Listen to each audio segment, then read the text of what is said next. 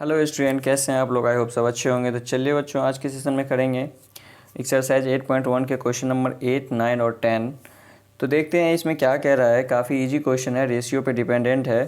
तो चलिए स्टार्ट करते हैं। उससे पहले अगर आप चैनल पर नए हैं तो प्लीज़ वीडियो को लाइक और शेयर जरूर करिए और साथ ही साथ चैनल को सब्सक्राइब करिए, जिससे कि आपका कोई भी वीडियो मिस ना हो।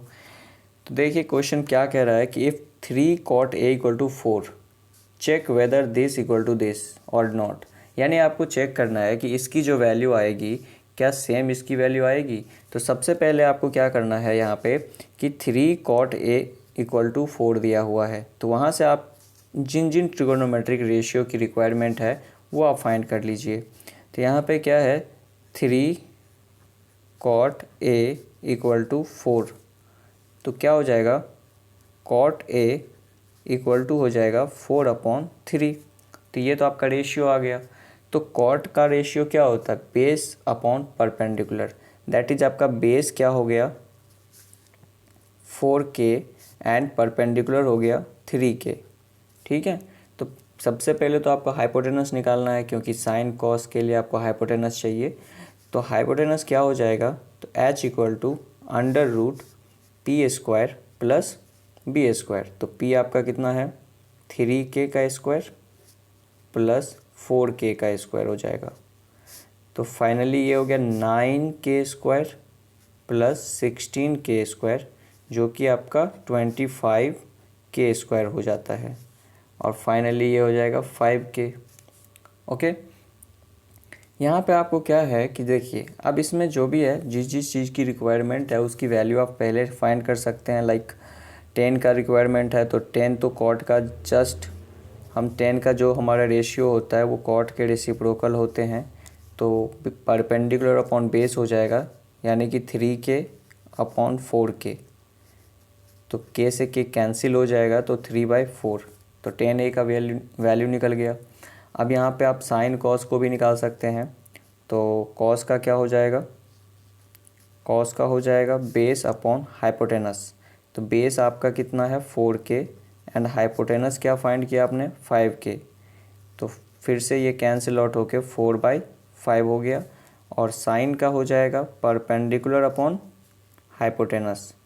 तो परपेंडिकुलर है 3k एंड हाइपोटेनस आपका हो गया 5k, तो 3/5। अब आपने जिस जिन चीज़ की रिक्वायरमेंट थी सब फाइंड कर लिया।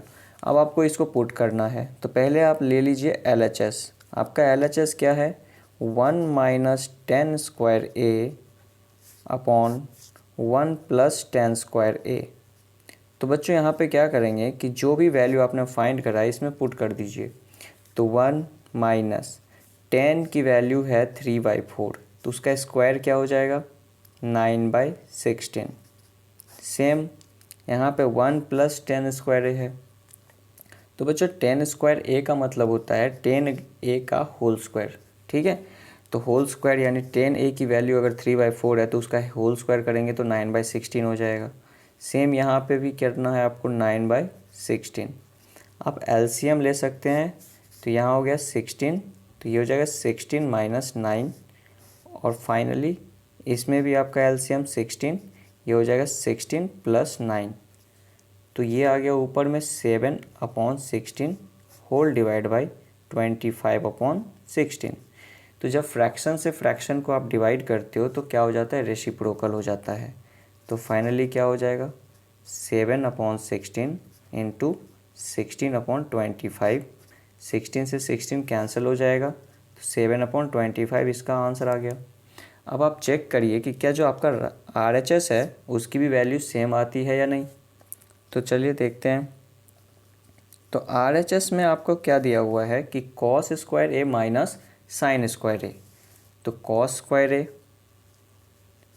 Square A minus sine square A। तो cos स्क्वायर A की वैल्यू कितनी है, तो cos की वैल्यू है आपका 4/5, तो उसका स्क्वायर क्या हो जाएगा 16/25 माइनस साइन की वैल्यू आपका 3/5 है, तो उसका स्क्वायर हो जाएगा 9/25। जब दोनों का LCM लेंगे तो ये दोनों लाइक फ्रैक्शन है, तो सिंपली क्या होगा 16 - 9। तो ये आ गया आपका 7/25। तो ये आपका दोनों इक्वल हो गए। तो आप कह सकते हैं कि yes this will be equal to this. चलते हैं नेक्स्ट क्वेश्चन में। काफ़ी इजी क्वेश्चन था, आई होप आपको समझ आ गया होगा। तो नेक्स्ट क्वेश्चन क्या कहता है कि इन ट्राइंगल ए बी सी, जबकि यहाँ पे हमें कोई ट्राइंगल नहीं दिया हुआ है, तो पहले हम ट्राइंगल ड्रॉ कर लेते हैं। तो हमारा ट्राइंगल है ए बी सी। तो इस तरीके से आप एक A B C triangle draw कर लीजिए। इस ट्राइंगल में आपको एंगल बी जो है वो 90 डिग्री है, तो आप कहीं भी ए ले सकते हैं, कहीं भी सी ले सकते हैं। तो tan A यानी कि आपको इस एंगल के अकॉर्डिंग tan A की वैल्यू दिया हुआ है 1/√3। तो एंगल tan की वैल्यू क्या होता है, अगर हम बात करें कि tan A हमारा √3 दिया हुआ है 1/√3, तो ये हो गया परपेंडिकुलर और ये हो गया आपका क्या, बेस। तो परपेंडिकुलर आपका हो गया 1, तो सिंपली k लिख सकते हैं, और बेस आपका हो गया √3k। तो यहाँ पे हाइपोटेनस निकाल लेंगे।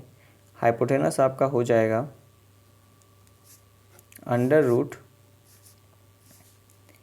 √k² यानी परपेंडिकुलर का स्क्वायर प्लस √3k का स्क्वायर, जो है √3 का स्क्वायर होता है 3 और k²।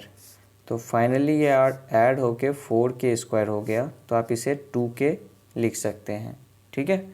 अब देखिए आपको a के अकॉर्डिंग परपेंडिकुलर होता है ये, दैट इज़ k, बेस होता है ये √3k, एंड द हाइपोटेनस होता है ये, यानी कि 2k।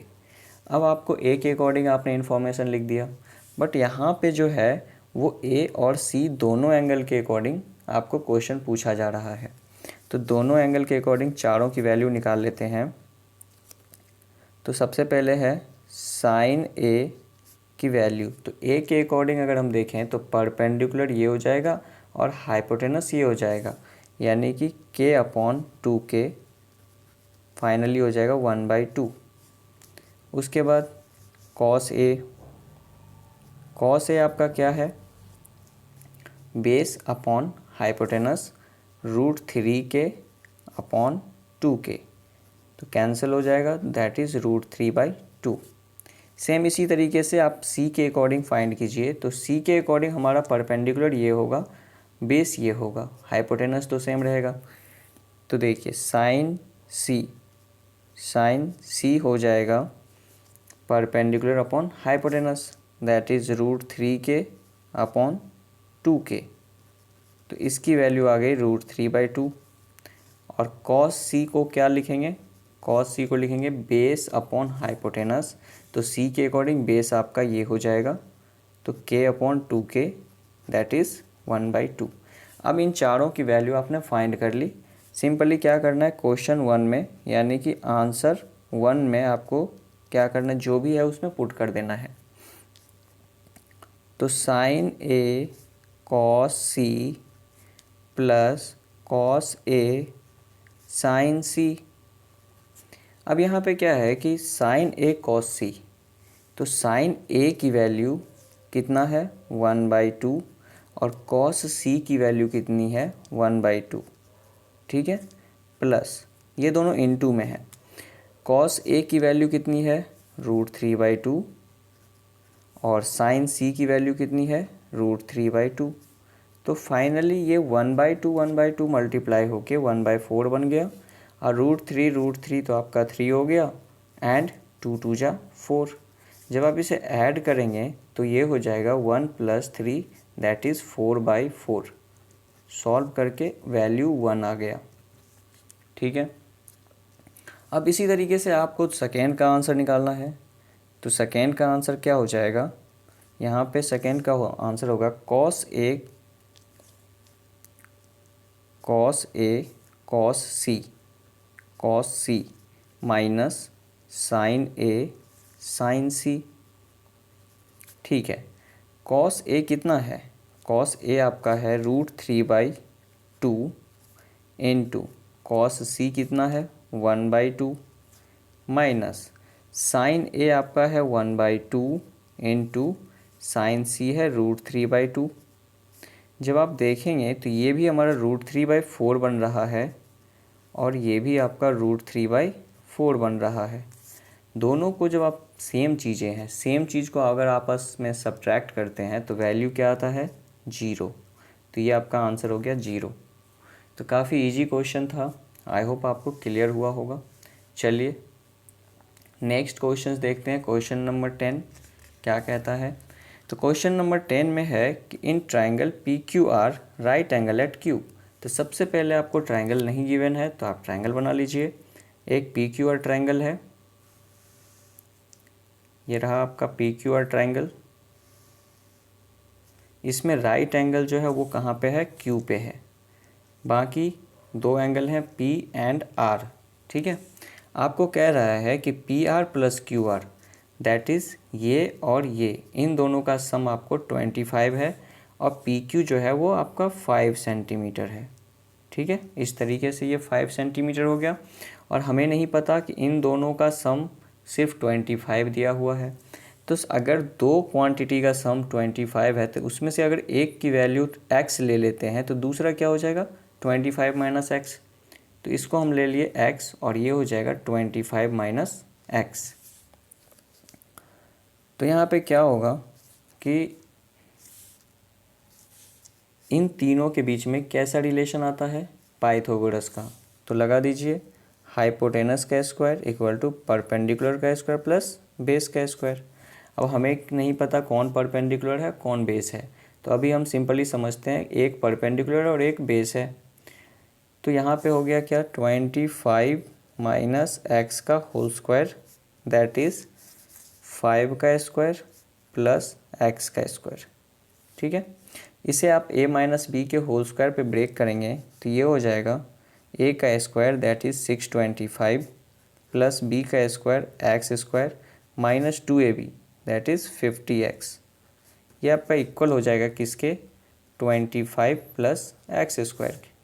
आप देखें यहाँ पे तो एक्स स्क्वायर से एक्स स्क्वायर कैंसिल आउट हो रहा है, तो आप 50x को दूसरे साइड और इसको माइनस कर लीजिए इधर। तो 625 में से अगर आप 25 को माइनस करेंगे और ये 50x इधर आ जाएगा पॉजिटिव में, तो ये आ गया 600 और ये हो गया 50x। तो फाइनली आपका x की वैल्यू हो गया 12 डिवाइड करने के बाद। अगर आपका x की वैल्यू 12 है तो इसकी वैल्यू क्या हो जाएगा, 13 हो जाएगा। तो आपको यहाँ पे क्या मिल गया, आपको इस साइड की लेंथ भी मिल गया, इस साइड का भी लेंथ मिल गया और इस साइड का भी लेंथ मिल गया। तो अब हमें फाइंड क्या करना है, sine P, cos P and tan P. तो यानी आपको एंगल पी को कंसीडर करना है। तो एंगल पी के रिगार्डिंग ये हो जाएगा परपेंडिकुलर, ये हो जाएगा आपका बेस और ये हो जाएगा हाइपोटेनस, ठीक है।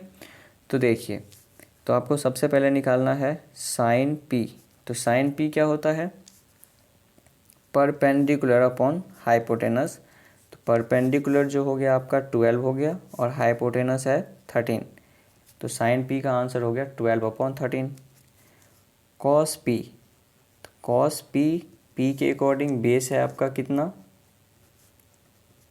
बेस है 5 एंड हाइपोटेनस है 13। तो ये हो जाएगा 5/13। और सेम चीज़ 10 के साथ यूज़ करेंगे तो 10p हमारा हो जाएगा परपेंडिकुलर अपॉन बेस। परपेंडिकुलर आपका कितना है, p के अकॉर्डिंग आपका परपेंडिकुलर है 12 और बेस है 5। तो फाइनली इसका भी आंसर मिल गया। तो आई होप काफ़ी इजी क्वेश्चन था, तो आपको समझ आ गया होगा। अगर आपको वीडियो पसंद आया तो प्लीज़ वीडियो को लाइक और शेयर ज़रूर करिए। और अगर आप चैनल पे अभी तक सब्सक्राइब नहीं किया है तो प्लीज़ सब्सक्राइब करिए ताकि आपका कोई भी वीडियो मिस ना हो। मिलते हैं नेक्स्ट क्वेश्चन में नेक्स्ट सेशन में नए क्वेश्चन के साथ। तब तक के लिए bye bye, have a nice day, thank you.